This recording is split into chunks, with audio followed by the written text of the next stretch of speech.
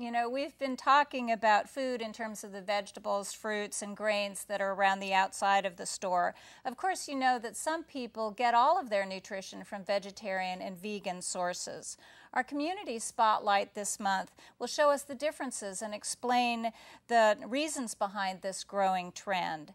Northwest Veg is a nonprofit organization that promotes this lifestyle, and they're going to show us how to prepare some delicious and nutritious meals from the perimeter of the store.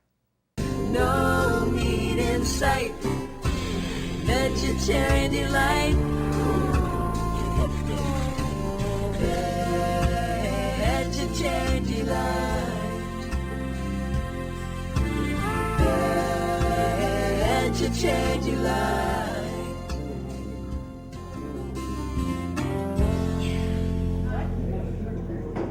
Tonight we're here at the Northwest Veg Potluck, and this is an event that happens weekly, monthly. Can you tell me about that? We have a couple of potlucks. We have one down in Portland that's happens on the third Sunday of every month, and then this one up in Vancouver that's on the last Thursday of the month. It's an opportunity for people who are, maybe they're interested in this, they're just not sure about vegetarian diets.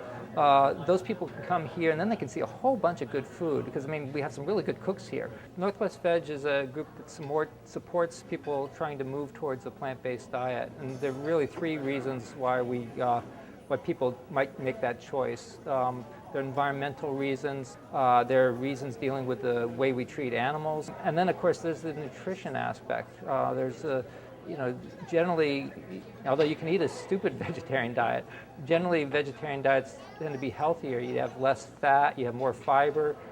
All the nutritionists say you should be eating whole grains, lots of fiber, lots of foods like that for, various reasons. Reduce chance of heart disease, reduce chance of diabetes. Certain cancers are related to the diets that you have. That's, if you're trying to avoid those sorts of things, a vegetarian diet is something that really generally helps a lot. Peter, can you tell me a little bit about the differences between vegan and vegetarian? Well, there's some terms we use to sort of put people into classifications, but there's really a whole continuum for people. Vegans are ones who do not eat any animal products. Vegetarians do not eat any slaughter products. So a vegetarian will could eat, for instance, cheese and eggs and things like that, but they wouldn't eat meat, they wouldn't eat chicken, they wouldn't eat fish. There are a lot of people who call themselves vegetarians who eat fish, but if you're using the literal definition of not eating slaughter products, that's usually what most people refer to vegetarians as, someone who will not eat anything that was alive at some point. There are people who are vegan strictly for dietary reasons. The people who are interested in nutrition, for instance, that would be the only thing that they want to cut the animal products out of their diet, but they wouldn't necessarily care about the animal products that they're using for other things.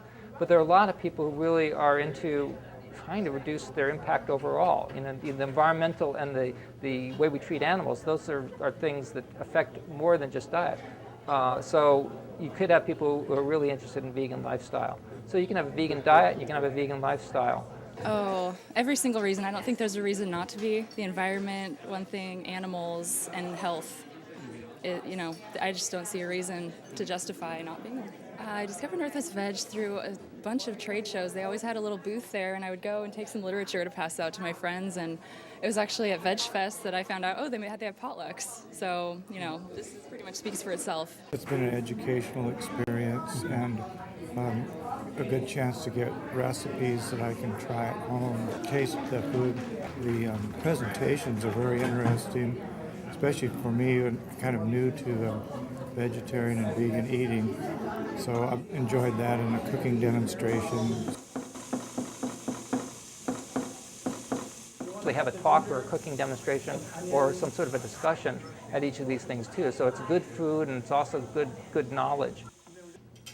If you're looking to try and eat a good, healthy diet, whole grains, whole foods, high fiber, these are the sorts of things that can help lower cholesterol, for instance. Cholesterol, well, the bodies make it themselves, but also we get a whole lot of cholesterol in the things we eat. And it's only present in animals. It's not present in plant foods. A lot of the fats that are present in animals, saturated fats, they're ones that are, lead to potential problems like intestinal cancers and so on. Have been tied to animal fats. You can really have a much healthier diet. Now, you do have to be careful on a pure vegan diet because you need, for instance, make sure you're getting enough vitamin B12. It's not made by plants, it's not made by animals, it's made by bacteria. But if people who are eating animals, those animals have a lot of bacteria in them that are generating those, or they get the bacteria out of the soil as they're eating different things. And so you only need very tiny amounts of vitamin B12, but people who are not vegetarians get it from those sources. Nowadays, we wash all our fruits and vegetables, so if you're vegan, you're probably not getting B12 because you're not getting the bacteria. So a vegan does have to look, if you're not having any animal products, you do have to make sure you're getting B12. Only small amounts are needed. And, you can find it in so many different products. I get it in my rice milk, for instance. It's in nutritional yeast. There are lots of different products that have it out there. So even if you don't want to take a vitamin pill every day, which a lot of people recommend that you do that, just make sure that you have it somewhere in your diet, and you should be fine. That's pretty much the only one that's big. There are a lot of other things that are concerned for vegetarians and vegans, but they're also concerned for the public as a whole too, because things like vitamin D. We have a lot of vitamin D deficiency up here because we just don't get the sunlight, which sunlight's one of the ways that you manufacture vitamin D. And in the winter, we just don't have that up here. So that's true for vegetarians. It's also true for non-vegetarians. You got to look for making sure you got sources of vitamin D in your diet if you're not able to get out there and get sun, which we can't do in the winter out here. First, we're going to add this. Some oregano and some bay leaf. You can add at this point thyme, basil, or rosemary. Whatever you would prefer. One thing I'd be interested to know is how do you replace the nutrition that is lost when you don't eat meat? The question people who are vegetarian always get asked is, where do you get your protein? Because people know that animal products do have a lot of protein in them. Plant products have a lot of protein in them too. Matter of fact, a vegetarian can probably get too much protein if they're not careful on how much they eat. We think of that you need a lot of protein, but stop and think for a second. When is the time in your life when you're growing the fastest? When you're a baby, right? I mean, you're doubling your weight in 180 days. And then you think, well, if you're growing the fastest, isn't that when you need the most protein? And then you stop and think, okay, what do you feed a baby? Well, mother's milk, right? How much protein's in mother's milk? It's only 6% of the calories are protein. There's more protein in potatoes than there is in mother's milk. So, why do you think when you're older, when you're not growing as fast, that you need 20% protein in your diet? The body really doesn't need that much protein. It actually causes problems when you have that much protein. Matter of fact, there's a famous diet called the Atkins diet that people go on to lose weight that's a really high protein diet. And I think the reason why the Atkins diet works is it actually makes you a little sick because your body has to really do a lot to digest the proteins. You got to strip off the amino group from it, and you form these ketones when that happens, and those things can make you kind of sick. Of course, being sick, you don't eat as much, and you lose weight, but it's not the way I want to lose weight. The environmental aspects, when you're growing food, if you can eat the food directly, the plants directly, that's a whole lot more efficient than going and eating, feeding that food to animals and then eating the animals. It's on the order of like 10 calories in for every calorie you get out when you're feeding to, like, say, beef cattle or something like that. So, if you're talking about efficiency, you're talking about sustainability, you just can't sustain a large population on meat. I mean, the whole world would not be able to eat like we do here in the United States if everybody were eating the sort of meat consumption that we have here.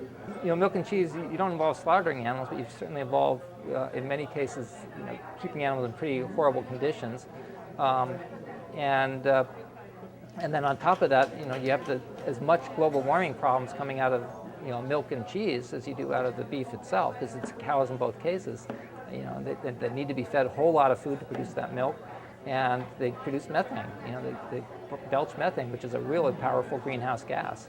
The Food and Agriculture Organization found that worldwide that the livestock industry is responsible for 18% of the total greenhouse gases. 18%. I mean, that is more than transportation. That is more than all the cars, ships, boats, trains. It's on a worldwide basis. It's not true here in the United States, but on a worldwide basis, it's huge. And you know, if you're trying to cut your greenhouse gas production, you know, you're trying to live sustainably in that way, you can't do it without looking at your diet. You know, the car you drive is probably less important than the food you eat as far as cutting greenhouse gases.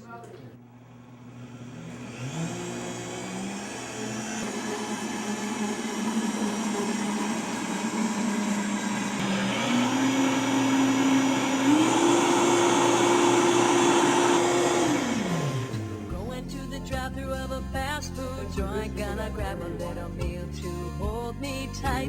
My bottles always spend their best, do it my way, so my order's gonna be the toughest of the day.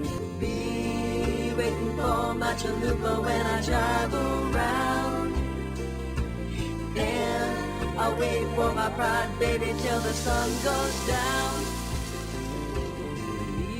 Burger's gonna be just right. Looking forward to a little vegetarian delight. Cows butt on. Peter, thank you for inviting us down to Northwest Veg tonight in this special event. Yeah, thank you very much. Brian, wonderful demonstration. Thank you for sharing that lovely food with us. Thank you. I'm glad you enjoyed it. Thank you. Well, I'm Eugene Dendas, bringing you the tools to be sustainable today. Vegetarian delight.